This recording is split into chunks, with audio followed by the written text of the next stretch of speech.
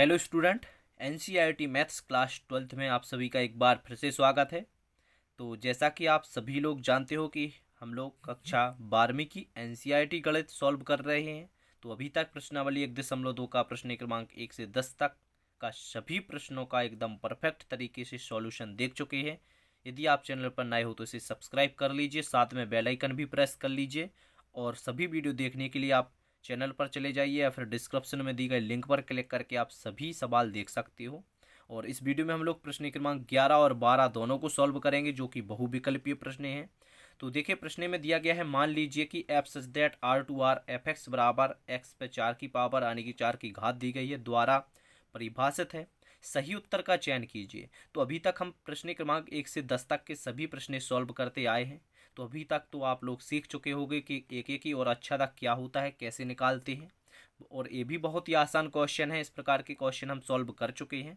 तो इसको सॉल्व करते हैं, तभी हम बता पाएंगे कि एक एक ही है कि अच्छादक है कि बहु एक है।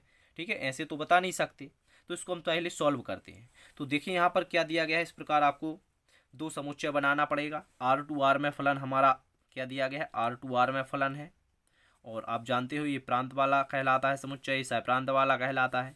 अब आर टू आर में है तो देखिए, आर होता है वास्तविक संख्याओं का समुच्चय जिसमें सभी अंक होते हैं शामिल, माइनस के, प्लस के, ठीक है, माइनस प्लस के, करनी वाले, लगभग सभी इसमें शामिल होते हैं, जीरो भी शामिल होता है। इसी प्रकार यहाँ पर आर टू आर में दिया गया है तो यहाँ पर भी वो सभी संख्याएं होगी। ठीक है, तो देखिए अब आपको क्या करना है, एफ एक्स बराबर जो दिया गया है फलन एक्स पे 4 की पावर। अब यहाँ पर हम लोग मान रख के देखते हैं, पहले एक एक ही चेक करना है। तो यदि हम x का मान 1 रखते हैं तो रिजल्ट देखते हैं क्या आता है। 1 रखने पर देखिए, 1 का आपको 4 बार गुणा करना है, यानी कि 1 पे 4 की पावर लगी हुई है। तो यहाँ पर इसका आंसर 1 ही आएगा, क्योंकि आप 1 गुणित 1 गुणित 1 गुणित 1 4 बार करोगे तो कितना आएगा, 1 एकम 1 एकम 1 आएगा ना। तो इसका आंसर होगा 1। आंसर कितना होगा, 1। तो हमने क्या किया, यहाँ से 1 लिया और इसका आंसर भी हमने 1 मिला ना हमको 1 लेने पर 1। यदि हम माइनस का 1 लेते हैं तो देखिए क्या होता है, -1 का 4 पे पावर लगी हुई है तो 4 बार इसको क्या करना है, -1 का 4 बार गुणा करना है। -1 का -1 में 4 बार गुणा करना है आपको। देखिए क्या आता है। तो यदि आप माइनस का 1 से करोगे, -1 से, तो माइनस माइनस यहाँ पर प्लस हो जाएगा। फिर -1 से करोगे तो माइनस का 1 आएगा। फिर आपको -1 से करना है, फिर माइनस माइनस यहाँ पर प्लस हो जाएगा, तो यहाँ पर प्लस का 1 आएगा। आंसर क्या आएगा, प्लस का 1 आएगा। क्योंकि यदि आप -1 का 4 बार मल्टीप्लाई यानी कि 4 बार इसका आपको क्या 4 की पावर का आंसर निकालना है तो कितना आएगा, प्लस का 1 आएगा ना। यहाँ पर देख सकते हैं आप, -1 का -1, फिर -1 का -1 से करोगे यानी कि 4 बार करना है तो प्लस का 1 आएगा। तो चाहे आप प्लस का 1 रखो चाहे माइनस का, आंसर आएगा ओनली प्लस का। तो यहाँ पर हमने 1 रखा प्लस का तो 1 आया, और माइनस का भी रखा तो 1 आया। तो आप देख सकते हो दो अवयव की एक ही इमेज बन रही है, तो फलन हमारा एक एक ही तो नहीं है। तो हम चेक कर चुके हैं कि एक एक ही नहीं है। अब हमको चेक करना है अच्छादक। तो अच्छादक में यहाँ पर कोई भी अवयव शेष नहीं बचना चाहिए, लेकिन यहाँ पर बहुत सारे अवयव शेष बचेंगे। आप देखिए यहाँ पर, देखिए आपने -1 रखा तो 1 आया, तो यहाँ पर माइनस की संख्या है जो, वो तो कभी आएगी ही नहीं आंसर, क्योंकि यहाँ पर देखिए 4 की घात लगी हुई है तो वो सब प्लस बन जाएगी। और यहाँ पर देखिए, यदि आप दो देखिए, यहाँ पर कोई भी एक दो संख्या ले लीजिए, जैसे कि 2 है। अब 2 कैसे आएंगी, यदि आप 1 रखते हो तो 1 आएगा, और 2 रखते हो तो कितना आएगा, 2 के ऊपर 4 की पावर लगी हुई है तो 2 दूनी 4 दूनी 8 दूनी 16 आएगा। इसका आंसर 16 आएगा। तो 2 तो कभी किसी का प्रतिबिंब बनेगी ही नहीं।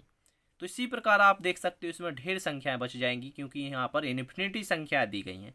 तो कोई भी एक संख्या लेकर आप दर्शा सकते हो कि जैसे कि 2 हैं जो वो सहप्रांत में बिलोंग्स करते हैं, लेकिन इस एक्स के, इसको यदि हमने एक्स माना और इसको हमने वाई माना तो हम लिख देंगे कि वाई में जो मतलब 2 दिए गए हैं जो वाई में बिलोंग्स करते हैं, लेकिन एक्स के किसी भी अवयव का प्रतिबिंब नहीं है, तो फिर एफ क्या हो जाएगा, अच्छादक भी नहीं होगा। तो इस प्रकार हमने चेक किया, ना तो फलन एक एक ही है और ना अच्छादक है। अब ऑप्शन चेक करते हैं।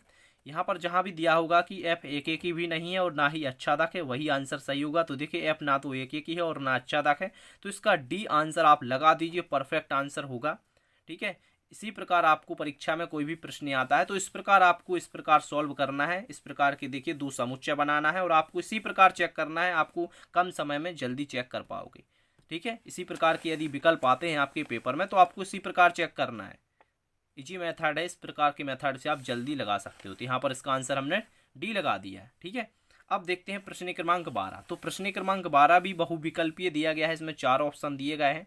तो डायरेक्ट तो आप बता नहीं सकते कि इसका क्या आंसर होगा, इसको भी हमको चेक करना पड़ेगा। तो देखिए यहाँ पर दिया गया है, मान लीजिए कि f(x) बराबर 3x द्वारा परिभाषित फलन f सच दैट R2R है, सही उत्तर चुनिए। आपको 4 ऑप्शन दिए गए हैं। अब इसको भी हम इसी प्रकार सॉल्व करेंगे जैसे कि अभी किया। तो यहाँ पर हम क्या करेंगे, R2R में दिया है तो 2 समुच्चय बनाएगी R2R में, ठीक है। ये हमने R2R में एक फलन दिया गया है जिसमें से हमने एक x और एक y इसको नाम दे दिया, 2 समुच्चय हमने बना लिए हैं। अब R2R में दिया गया है तो देखिए इसमें माइनस की भी संख्याएं होंगी, प्लस की भी संख्याएं होंगी, जीरो भी शामिल होगा, करनी वाली भी सभी संख्याएं इसमें शामिल होगी, ठीक है। इसमें सभी संख्याएं होती हैं। तो आप एग्जाम्पल के लिए समझाने के लिए कुछ संख्याएं लेते हैं, ठीक है। अब आपको यहाँ पर पहले फलन जो दिया गया है वो लिखेंगे, f(x) बराबर 3x दिया गया है, 3x दिया गया है यहाँ पर। अब आप x का कोई भी मान यहाँ से उठाइए और यहाँ पर रखिए। हमने क्या किया, यहाँ से कोई भी एक मान ले लेते हैं, जैसे 1 लेते हैं, ठीक है। 1 लेते हैं तो कितना आएगा, 1 लेने पर 3x का मान 1 तो 3 ही आएगा। और हम यदि माइनस का 1 लेते हैं तो यहाँ पर देखिए x साथ में है तो माइनस के 3 हो जाएंगे, ठीक है। यदि हम 2 लेते हैं तो यहाँ पर x का मान हमने 2 रखा तो 3 दूनी के 6 हो जाएंगे। और यदि हम माइनस के 2 रखें तो माइनस के 6 आएंगे। कहने का मतलब ये है, यहाँ की आप एक कोई भी संख्या उठाओगे तो यहाँ पर वो मिल जाएगी, उसका इमेज बनेगा, यानी कि प्रतिबिंब बनेगा और अलग अलग बनेगा। क्योंकि यदि आप प्लस का लेते हो तो प्लस का बन रहा है, माइनस की संख्या लेते हो तो माइनस का बनेगा, करनी वाली लेते हो तो करनी वाला आंसर आएगा। यानी कि यहाँ के प्रत्येक अवयव की यहाँ पर इमेज बनेगी, यहाँ के प्रत्येक अवयव की यहाँ पर इमेज बनेगी कि तो फलन एक एक ही होगा। यहाँ पर आप देख सकते हो अलग अलग आंसर आ रहा है ना। तो इस प्रकार यहाँ पर भी कोई शेष अवयव नहीं बचेगा, क्योंकि सभी आंसर बन जाएंगे इस प्रकार। तो कोई भी अवयव शेष नहीं बचेगा। तो अच्छादक भी होता है और एक एक ही अच्छादक होता है। तो हम कैसे चेक करते हैं, मैंने आपको बताया था, एक एक ही होता है तो x1 x2 लेकर करते हैं, और अच्छादक होता है तो x का मान f(x) में रखते हैं और y का मान लाते हैं। इसी प्रकार के सवाल हम लोग कर चुके हैं, अभी तक सीखते आए हैं, ठीक है। तो फलन एक एक ही अच्छादक दोनों होगा।